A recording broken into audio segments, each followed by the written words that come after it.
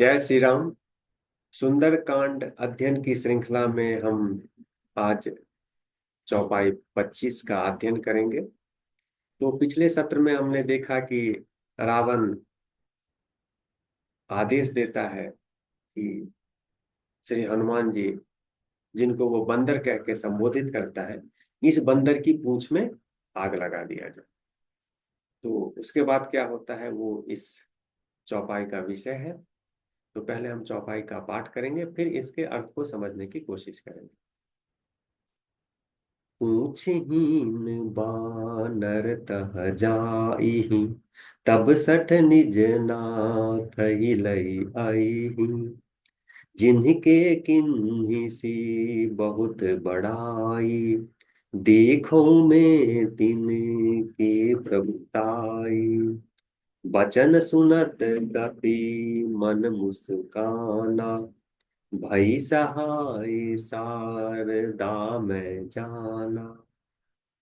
तो रावण कहता है कि ये पूंछहीन बंदर अपने स्वामी के पास जाएगा, अपने बॉस के पास जाएगा और फिर उन्हें लेके आएगा। जिसकी इसने इतनी प्रशंसा की है, मैं भी देखूं कि वो कैसा प्रतापी है। मतलब वो श्री राम जी के बारे में बोल रहा है कि देखो कि श्री राम, जिसके बारे में इस बंदर ने इतना कुछ कहा है, वो कितने शक्तिशाली है, कितने प्रतापी है। तो ऐसा सुन के क्या होता है? बचन सुनत कपि मन मुस्काना, भई सहाय शारदा में जाना।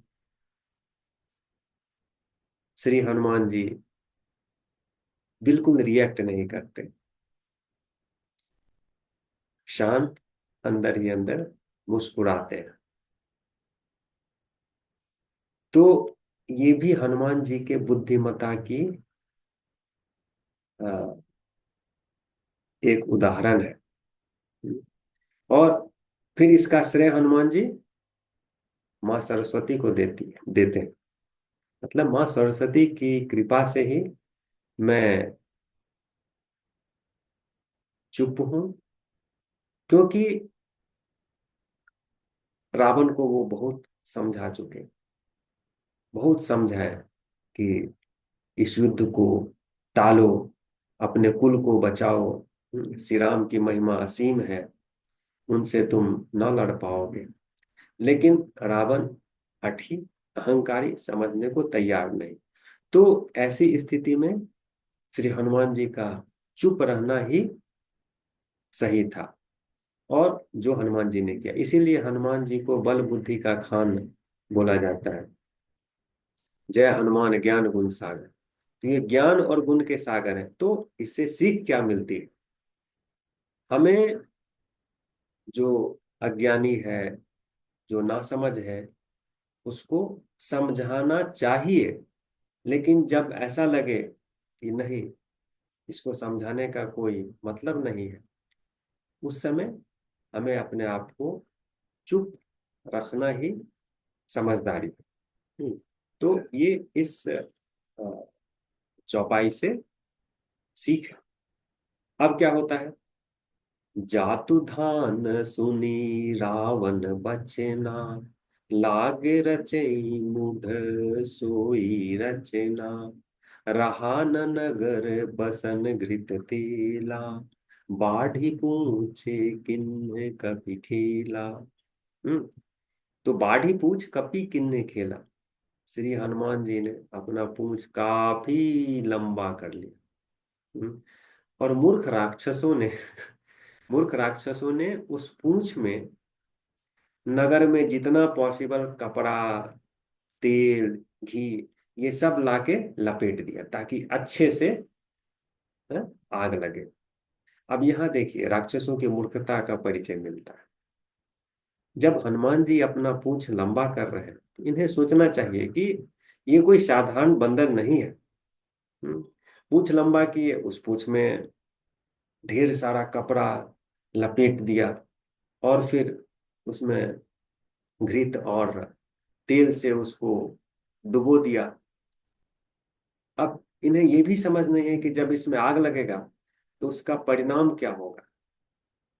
आग फैल सकता है, आसपास की चीजें जल सकती है। तो यहाँ राक्षसों के मूर्खता का परिचय भी मिलता है। तो भौतिक रूप से तो ये लोग ताकतवर, समृद्ध है, बट मानसिक रूप से, बौद्धिक रूप से ये लोग मूर्ख ही हैं। कौतुक कह आए पुरबासी, मारहि चरण करहि बहुहासी, बाजहि ढोल देहि सब तारी, नगर फेरी पुनि पूछ पजारी। तो कौतुकता, बस भैया क्या हो रहा है, कौन सा क्या होने जा रहा है, बंदर के पूंछ में आग लगाया जा रहा है। तो कौतुक बस, लंका नगर के सारे लोग जमा हो गए और हनुमान जी को इंसल्ट भी कर रहे हैं। कोई उन्हें पैर से मार रहा है, कोई उन पे हंस रहा है। कुछ लोग ढोल बजा रहे हैं, ताली बजा रहे हैं, और उनको नगर में घुमाया जा रहा है। हम्म, और फिर अंत में उनके पूंछ में आग लगा दिया जाता है। पावक जरत देखी हनुमंता, भयउ परम लघु रूप तुरंता, निबु की चढ़ेउ कपि कनक अटारी, भई सभीत निशाचर नारी। अब श्री हनुमान जी क्या करते हैं, जैसे ही उनके पूंछ में आग लगाया गया, श्री हनुमान जी बिल्कुल छोटा रूप धारण कर लेते हैं। भयउ परम लघु रूप तुरंता, और नींबू की चढ़ो कपी कनक अटारी। और तुरंत कूद के, जंप करके, पास के महल के छत पे चढ़ जाते।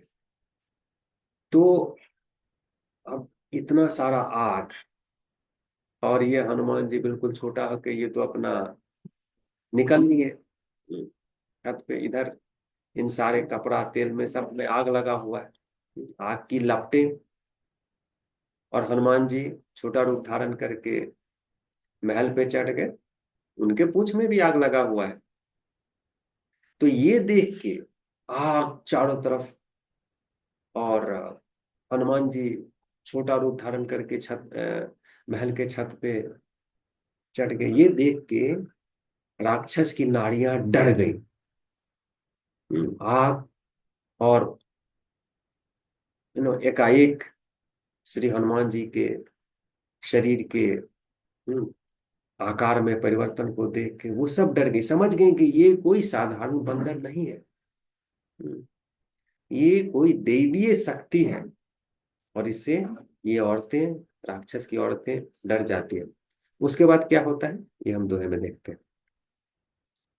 हरि प्रेरित ते ही अवसरा, चले मरुत उनचास, अट्टहास करी गर्जा, कपि बढ़ी लाग आकाश।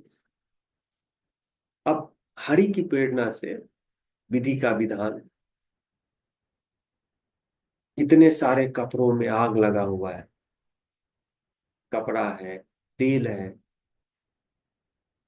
हर विधि का विधान देखिए कि उसी वक्त बहुत तेज आंधी चलने लगती है। हम्म? हरि प्रेरित ते ही अवसर, चले मरुत उनचास। तो मारुत का मतलब होता है पवन। तो मरुत जो है ना वो 40 39 39 मतलब ग्रुप में 39 तरह के मरुत होते हैं। तो इन सब की कृपा से बहुत तेज आंधी चलने लगी लंका में, और आग की लपटें इधर उधर जिधर तिधर फैलने लगा। इधर हनुमान जी भी अपने पूंछ से एक महल, दूसरे महल, तीसरे महल में आग लगा रहे हैं। हम्म, सो पूरे लंका में आग ही आग। और फिर हनुमान जी खूब जोर से गर्जन करते हैं, अट्टहास करी गर्जा कपि, बाढ़ी लाग अकाल। खूब जोर से हंसते हैं, ठहाका मारते हैं, गर्जन करते हैं, और फिर आकाश में उड़ जाते हैं। तो आकाश में उड़ के किधर जाते हैं? वो समुद्र में जाते हैं और अपने पूंछ में लगे आग को बुझा देते हैं। तो ये सब हम अगले सत्र में देखेंगे, अध्ययन करेंगे। तब तक के लिए धन्यवाद।